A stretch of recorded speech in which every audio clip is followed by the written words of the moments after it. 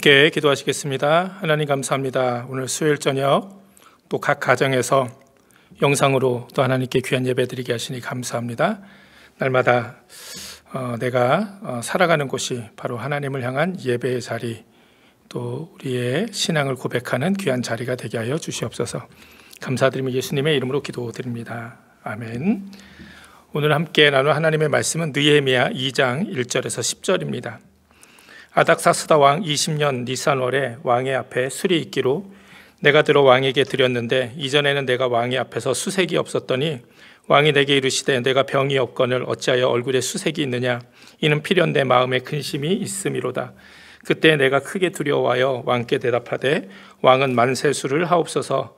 나의 열조의 묘실 있는 성읍이 이제까지 황무하고 성문이 소화되었사오니 내가 어찌 얼굴에 수색이 없사오리이까. 왕이 내게 이르시되 그러면 내가 무엇을 원하느냐 하시기로 내가 곧 하늘의 하나님께 묵도하고 왕에게 고하되 왕이 만일 즐겨하시고 종이 왕의 목전에서 은혜를 얻었사오면 나를 유다 땅 나의 열조의 묘실 있는 성읍에 보내어 그 성을 중건하게 하옵소서 하였는데 그때 왕후도 왕의 곁에 앉았더라. 왕이 내게 이르시되 내가 몇 날에 행할 길이며 어느 때에 돌아오겠느냐 하고 왕이 나를 보내기를 즐겨하시기로 내가 기한을 정하고 내가 또 왕에게 아뢰되 왕이 만일 즐겨하시거든 강 서편 총독들에게 내리시는 조서를 내게 주사 저희로 나를 용납하여 유다까지 통과하게 하시고 또 왕의 살림감독 아삽에게 조서를 내리사 저로 전에 속한 영문의 문과 성곽과 나의 거할 집을 위하여 들보 제목을 주게 하옵소서 하며 내 하나님의 선한 손이 나를 도우심으로 왕이 허락하고 군대 장관과 마병을 보내어 나와 함께 하게 하시기로 내가 강 서편에 있는 총독들에게 이르러 왕의 조서를 전하였더니 호론 사람 산발락과 종되었던 암몬 사람 도비아가 이스라엘 자손을 흥황케 하려는 사람이 왔다 함을 듣고 심히 근심하더라. 아멘. 오늘도 수요일 저녁 영상으로 각 가정에서 예배하신 여러분들에게 하나님의 귀한 은혜가 함께 하시기를 바랍니다. 우리가 느헤미야의 말씀을 함께 나누고 있습니다. 수요 예배 때 느헤미야는 정말 하나님을 향한 귀한 신앙 그리고 아주 훌륭한 리더십을 가지고 무너진 예루살렘 성벽을 재건하고 또 무너진 이스라엘의 신앙을 재건했던 아주 위대한 그런 인물이었습니다.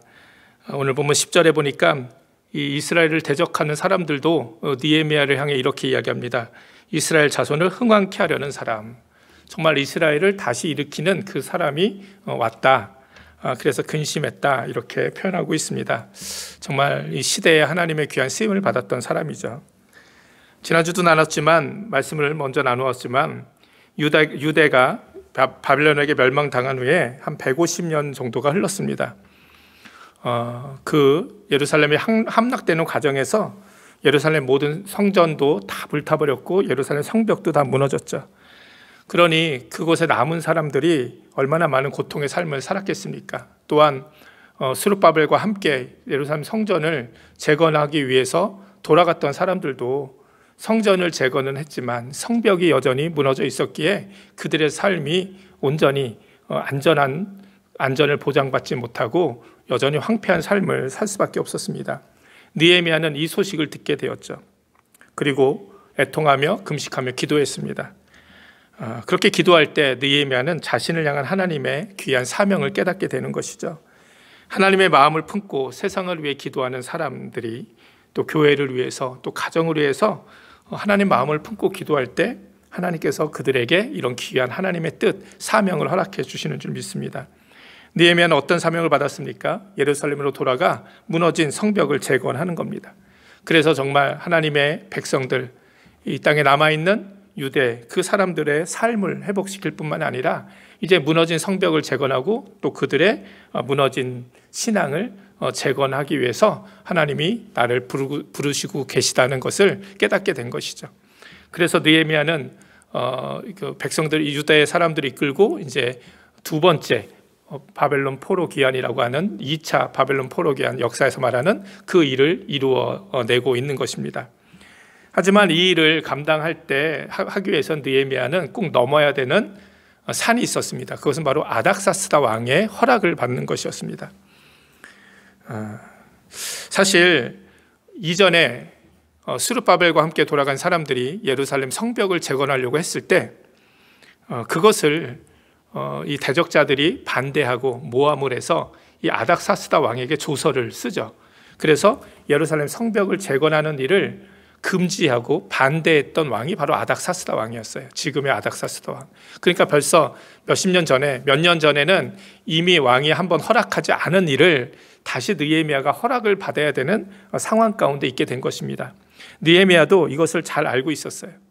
사실 그래서 느헤미야는 이 아닥사스다 왕에게 이거를 이제 허락받기 전에 하나님께 먼저 그래서 간절하게 기도했던 것이죠. 기도로 준비했던 것이죠. 그래서 느헤미야 1장 11절에 보면 이렇게 말씀합니다. 주여 구하오니 귀를 기울이사 종의 기도와 주의 이름을 경외하기를 기뻐하는 종들의 기도를 들으시고 오늘날 종으로 형통하여 이 사람 앞에서 은혜를 잊게 하옵소서 하였나니 그때 내가 왕의 술 간원이 되었었느니라.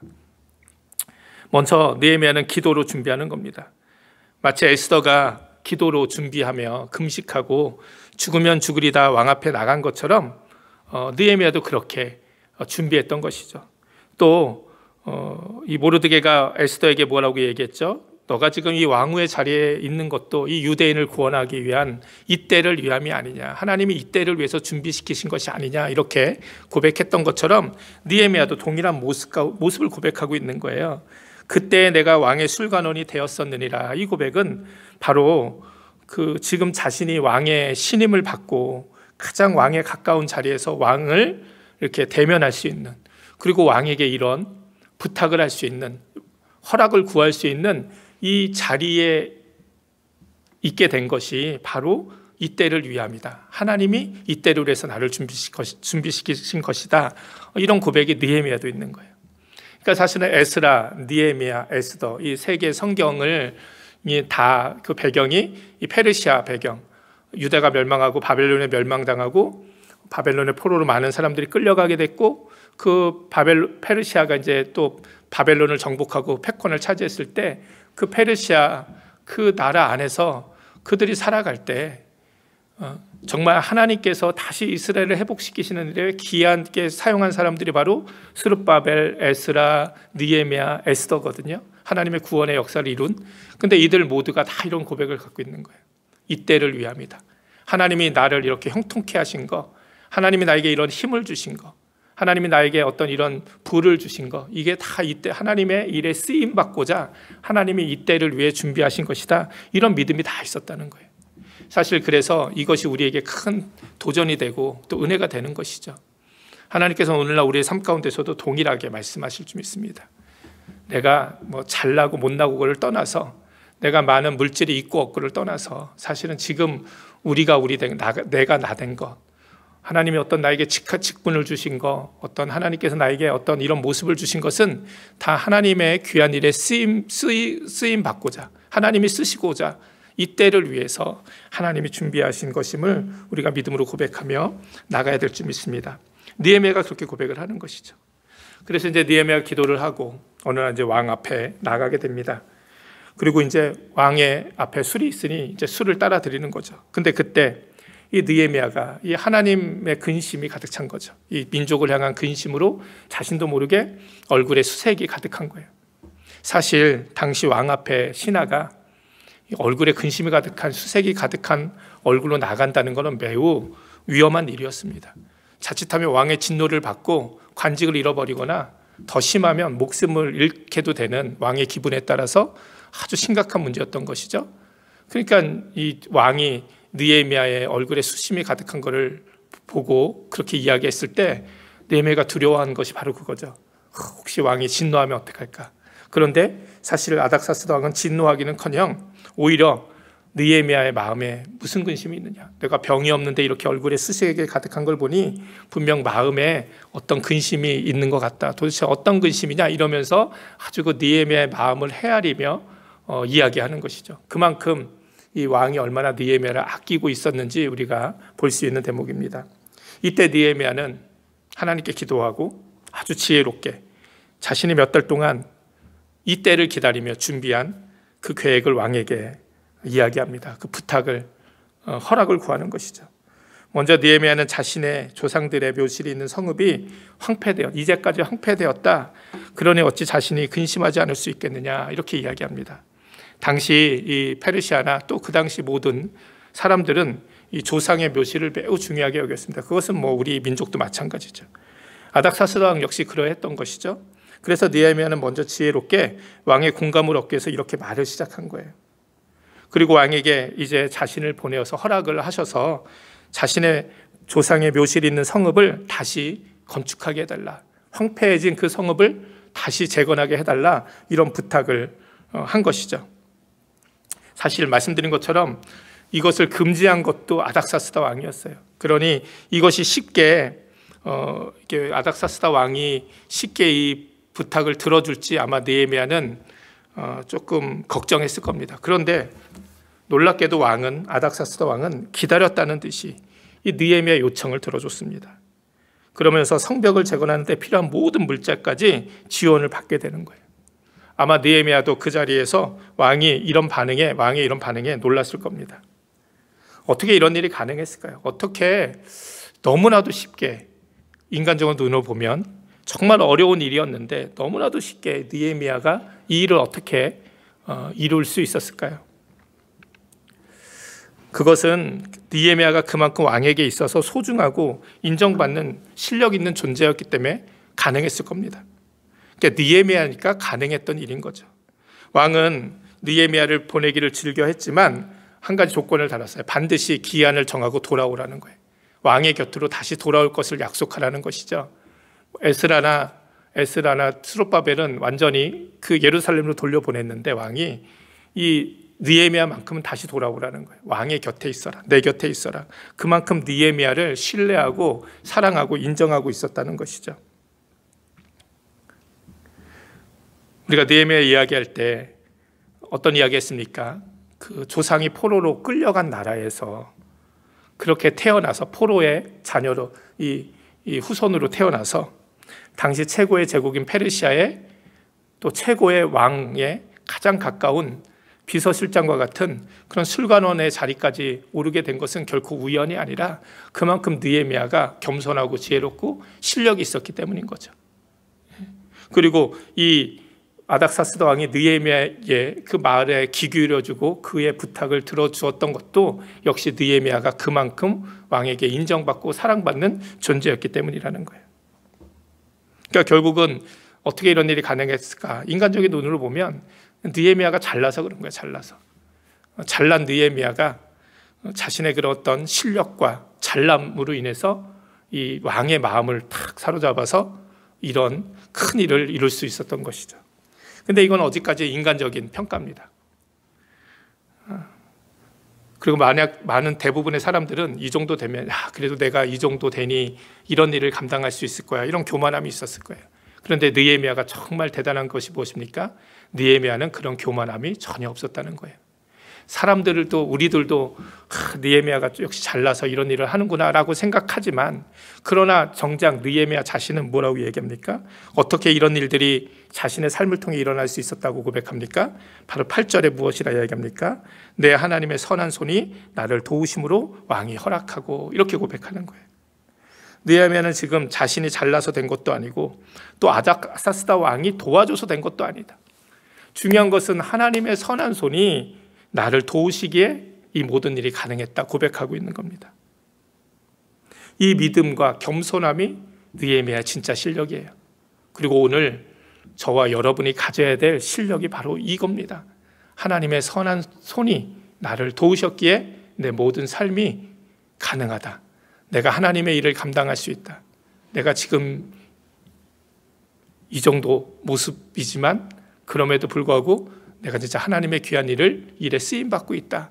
이 모든 것이 다 하나님의 선한 손이 함께 하신다는 고백이 우리에게도 있어야 된다는 거예요. 이 믿음, 이 고백이 있어야 된다는 거예요.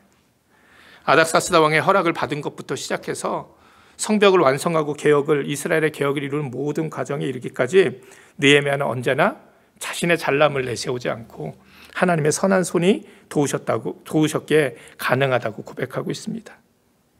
그리고 예루살렘에 가서도 이제 지쳐 있는 그 백성들을 향해서 지금까지 어떻게 하나님의 선한 손이 자신을 도우셨는지 그것을 사람들에게 증거하면서 함께 이 하나님의 귀한 역사를 이루어 가자고 설득하고 있는 것이죠.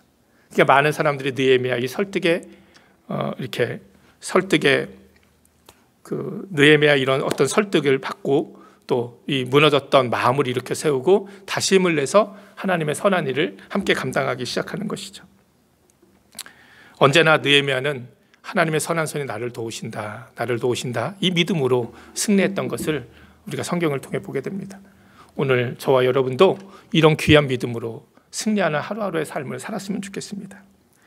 근데 느헤미야를 전체적으로 읽어보면 참 재미있는 사실을 발견할 수 있는데요. 그건 에스더서도 마찬가지고 느헤미야도 마찬가지입니다. 직접 하나님께서 느헤미야나 다른 사람에게 개입하시거나 나타나지 않으셨어요. 에스더서에는 아예 하나님이란 말조차 안 나오지만 느헤미야는 하나님이란 말은 나오지만 그러나 정말 어떤 다른 성경처럼 하나님께서 아닥사스다 왕의 꿈에 나타나셔서 아닥사스다 왕에게 이렇게 역사하신 것도 아니고 또 요셉과 다니엘처럼 꿈을 해몽하는 지혜를 가지고 왕의 마음을 사로잡고 이런 것도 아니에요. 사실 처음부터 끝까지 우리 눈에 확실히 보이는 하나님의 도우심이나 기적의 사건은 없었어요. 이 느헤미야 말씀을 쭉 읽다 보면 느헤미야가 아주 큰 위기도 당하고 어려움도 당합니다.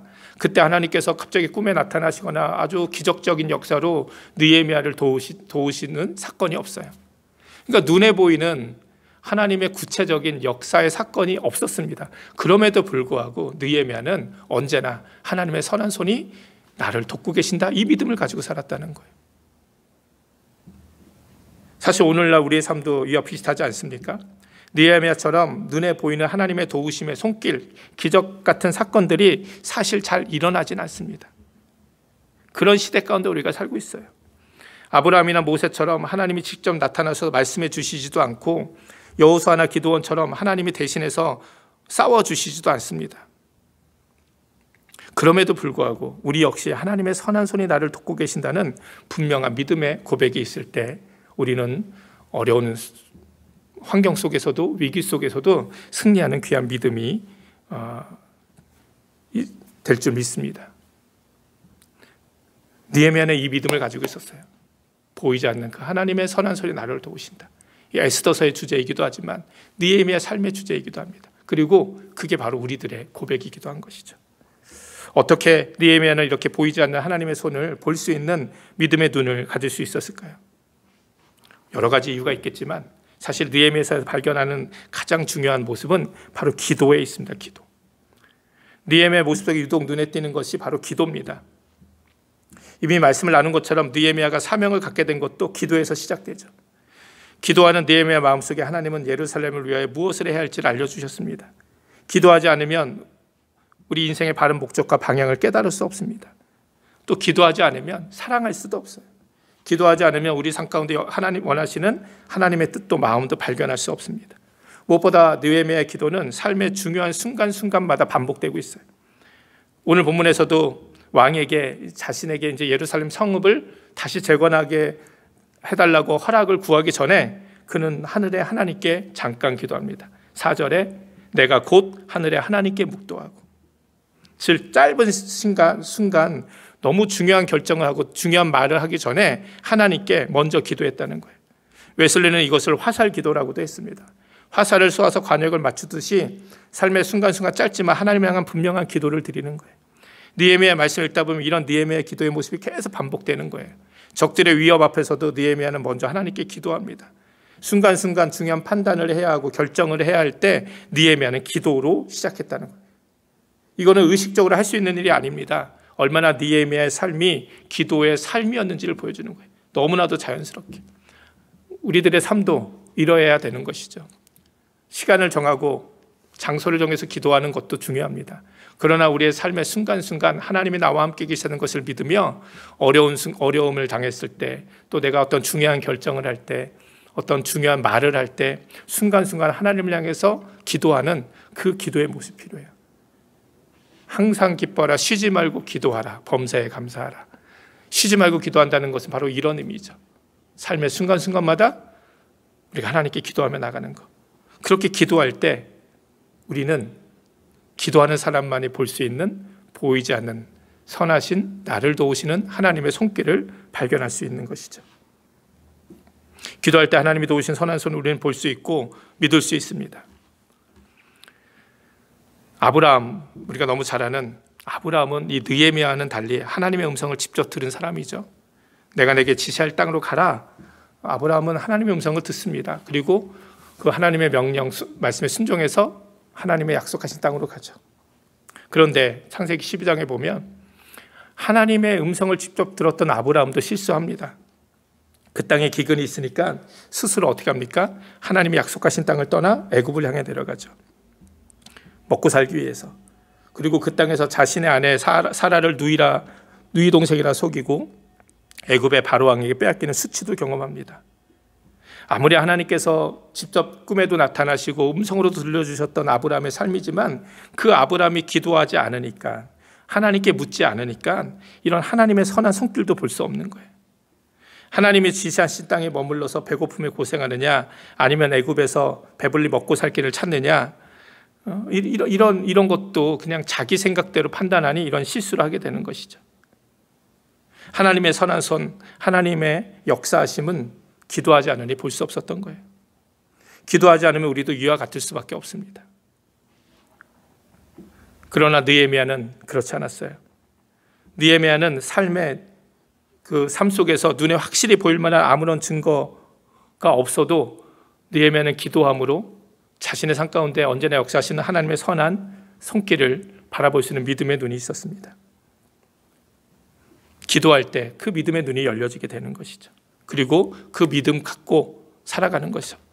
여러분, 느헤미야서의 말씀을 보면 어쩌면 이렇게 느헤미야가 참 당당하고 멋있는지 몰라요. 말 한마디 한마디 거침이 없고 정말 그 리더십이 너무나도 뛰어난 것을 보게 됩니다. 그런데 이 느헤미야 이런 담대함은 어디서 온 것입니까? 자신의 실력, 지위, 권력, 내 뒤에 아닥사스다 왕이 있어서 결코 그렇지 않습니다. 느헤미야는 언제나 내 하나님의 선한 손이 나를 도우신다는 그 믿음의 확신이 있었기 때문에 오늘날 저와 여러분도 이런 귀한 믿음의 확신으로 살아갔으면 좋겠습니다. 때로 우리 삶에 아무런 증거도 보이지 않을 때 있어요. 하나님의 살아서 역사하심이 우리 눈에 아무것도 보이지 않을 수도 있습니다. 그러나 하나님은 아무것도 하시지 않는 것이 아니라 지금도 신실하게 우리를 위해서 일하고 계시고 하나님 나라를 위해서 지금도 일하고 계십니다. 기도하는 사람만이, 믿음의 눈이 띄어진 사람만이 지금도 우리 가정 가운데, 내 삶 가운데, 우리 교회 가운데 역사하시는 하나님의 선한 그 손길을 발견할 수 있습니다. 기도하는 사람만이, 하나님을 진정으로 믿음으로 고백하는 사람만이. 그리고 그런 고백, 믿음이 있는 사람들이 담대하게 지금 나에게 주어진 상황 속에서 하나님이 기뻐하시는 일을 행하며 또 담대하게 우리에게 주어진 귀한 삶을 살아가며 승리하게 될 줄 믿습니다. 오늘 이런 귀한 믿음, 고백이 저와 여러분 가운데 있기를 주님의 이름으로 축원을 드립니다.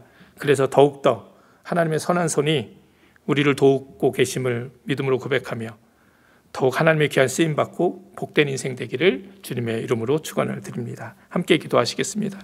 하나님 감사합니다. 오늘 느헤미야가 정말 어렵고 힘든 상황 가운데서도 하나님의 선한 도우심, 선하신 그 손이 자신을 돕는다는 그 믿음의 눈을 뜨고 그 믿음을 가지고 하나님의 귀한 역사를 이루어 나갔던 것처럼 오늘 우리들의 삶도 느헤미야 같은 믿음의 눈이 열려지게 하여 주시옵소서. 무엇보다 기도의 사람 되게 하여 주셔서 기도를 통하여 날마다 우리 삶 가운데 역사하시는 하나님을 발견하게 하여 주시옵소서. 감사드리며 예수님의 이름으로 기도드립니다. 아멘. 축도하겠습니다. 이제는 우리 주 예수 그리스도의 십자가의 그 크신 구원의 은혜와 하나님 아버지의 무한하신 사랑하심과 성령님의 감화감동 역사하심이 오늘 영상으로 수혜배드리고 믿음으로 세상을 향해 나가는 사랑하는 모든 성도들 삶 가운데 이제로부터 영원토록 함께하여 주시기를 간절히 축원하옵나이다. 아멘.